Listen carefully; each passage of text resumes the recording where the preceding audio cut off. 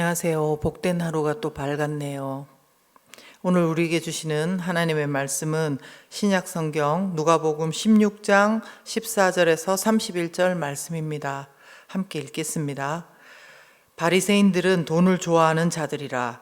이 모든 것을 듣고 비웃거늘 예수께서 이르시되 너희는 사람 앞에서 스스로 옳다 하는 자들이나 너희 마음을 하나님께서 아시나니 사람 중에 높임을 받는 그것은 하나님 앞에 미움을 받는 것이니라. 율법과 선지자는 요한의 때까지요 그 후부터는 하나님 나라의 복음이 전파되어 사람마다 그리로 침입하느니라. 그러나 율법의 한 획이 떨어짐보다 천지가 없어짐이 쉬우리라. 무릇 자기 아내를 버리고 다른 데 장가드는 자도 간음함이요 무릇 버림당한 여자에게 장가드는 자도 간음함이니라. 한 부자가 있어 자색 옷과 고운 베옷을 입고 날마다 호화롭게 즐기더라.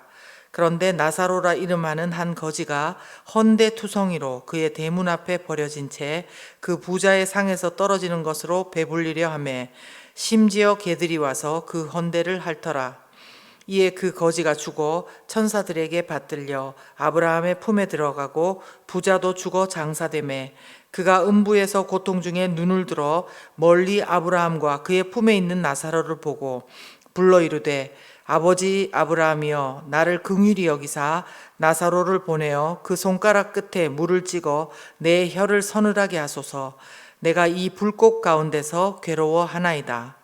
아브라함이 이르되 예 너는 살았을 때에 좋은 것을 받았고 나사로는 고난을 받았으니 이것을 기억하라.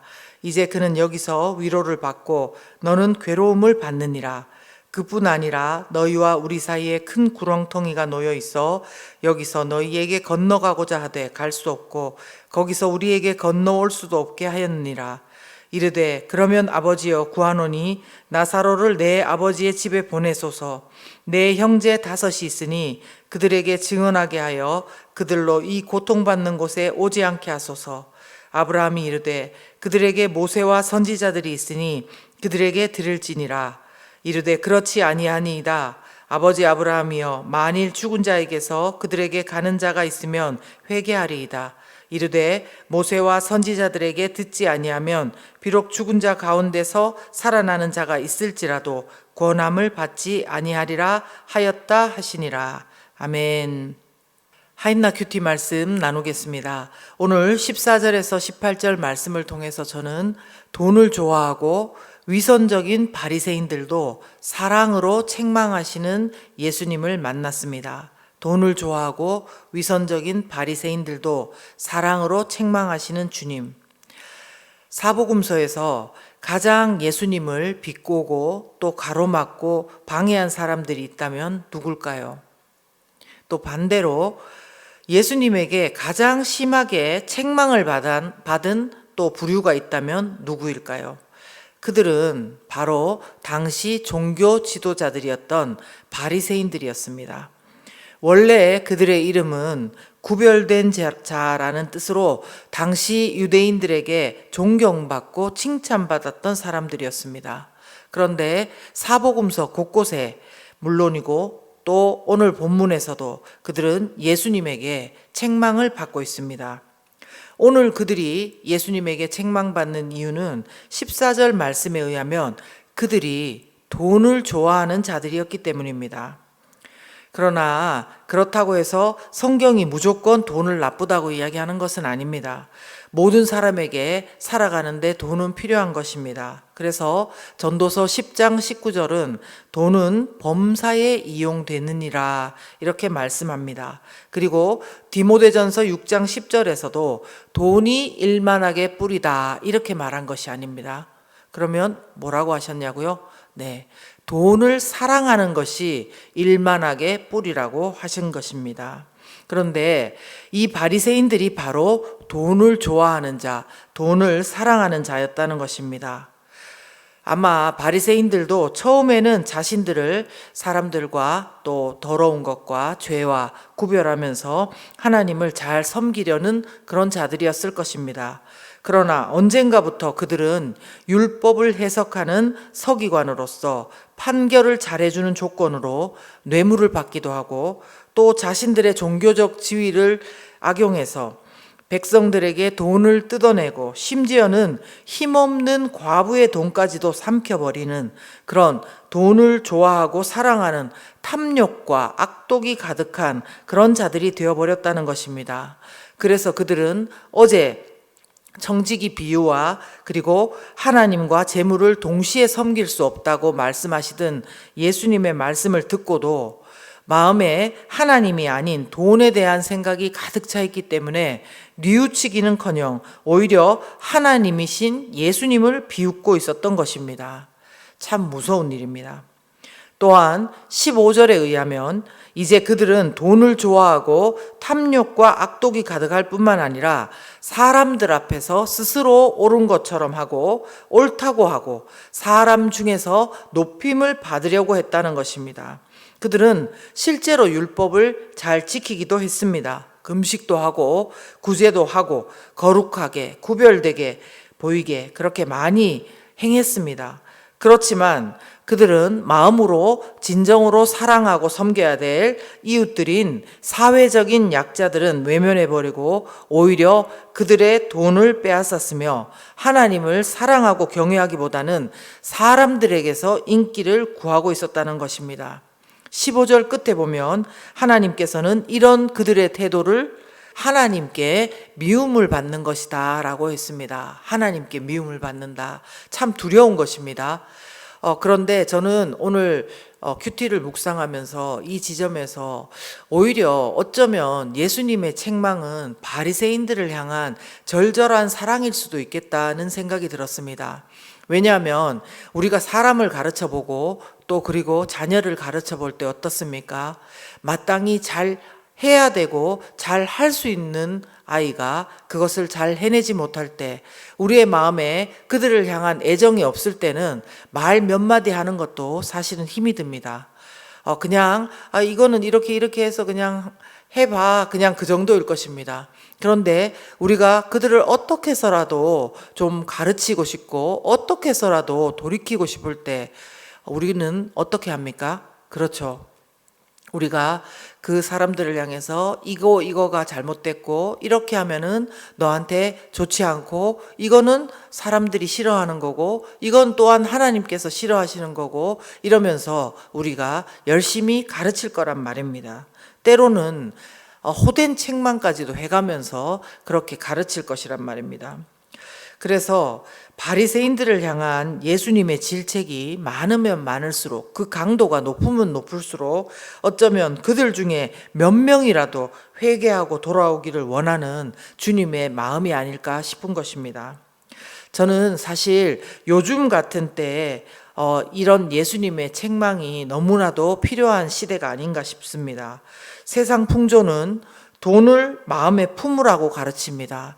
또한 사람들에게 인정받는 것이 성공이라고 가르칩니다. 그래서 아직 하나님 앞에서 우리 마음을 완전히 정하지 않은 하나님 앞에서 내가 이렇게 살겠다. 이제 나는 그 변함이 없다. 그렇게 정하지 않은 성도님들은 마음이 하루에도 12번도 더 돈과 사람을 쫓아가면서 바뀔 수가 있는 것입니다. 그렇기에 오늘의 말씀 역시도 지금 흔들리는 마음 가운데 웃었다 울었다를 반복하는 우리를 향한 주님의 절절한 사랑일 수 있습니다. 사람들에게 인정받고 인기 얻는 것은 잠깐이고 몇십 년입니다. 그러나 우리가 하나님께 인정받고 사랑받는 것은 영원한 것입니다. 그러므로 우리는 하나님이 아닌 돈이 내 마음의 우상이 되려 하고 있고 하나님의 인정이 아닌 사람의 인정을 위해서 내 온 에너지를 다 쓰고 있는 우리를 인식한다면 이 시간 하나님 앞에 내 자신을 깨트리며 회개해야 될 것입니다. 하나님을 믿는다고 하면서도 여전히 돈의 노예가 되어 있고 하나님이 나의 주인이라고 하면서도 우리 주변에 중요한 누군가가 나의 하나님이 되어 있는 것이라면 이것은 하나님이 미워하시는 것이고 또한 그 이전에 결코 우리에게도 모든 면에서 좋지 않다는 것을 깨닫는 우리 모두가 되었으면 좋겠습니다. 또 제가 이어지는 부자와 거지 나사로 비유를 통해서 만난 인간의 모습은 음부에서도 뉘우치지 않는 부자의 모습입니다. 음부에서조차도 뉘우치지 않는 부자.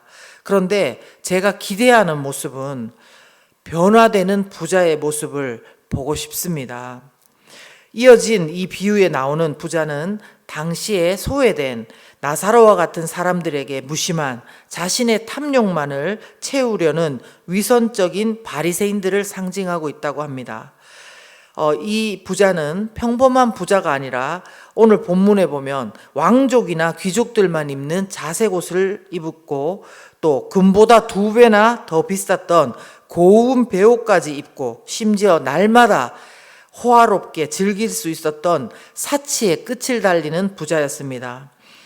그런데 그와 대비된 한 사람이 있었는데 그는 그 집 대문 앞에 버려진 온몸이 상처투성이인 나사로라는 거지였습니다.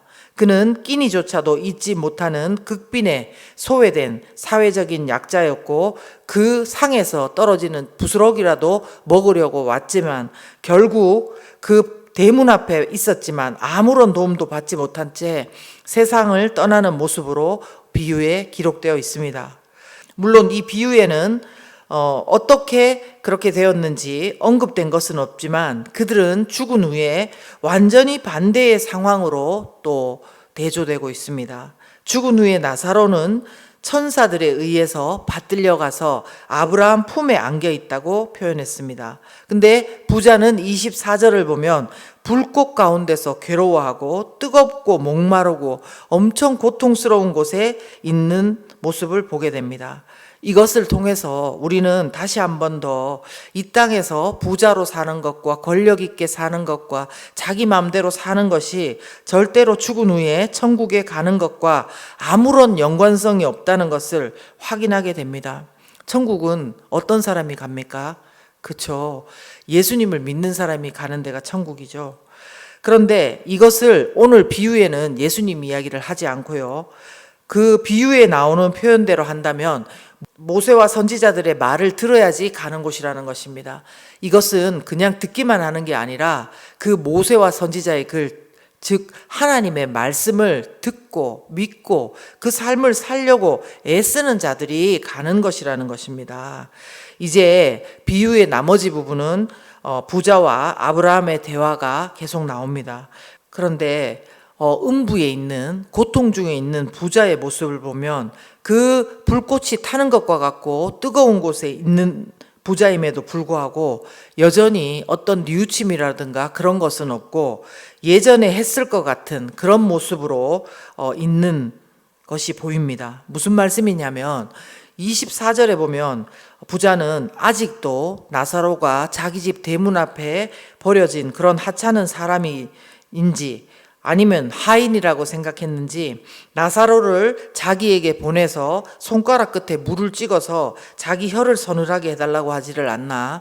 또 27절에 보시면 나사로를 보내서 자기 아버지 집에 보내서 자기 5 형제를 이 고통받는 곳에 오지를 않게 해달라, 이렇게 아브라함에게 이야기를 한다는 겁니다.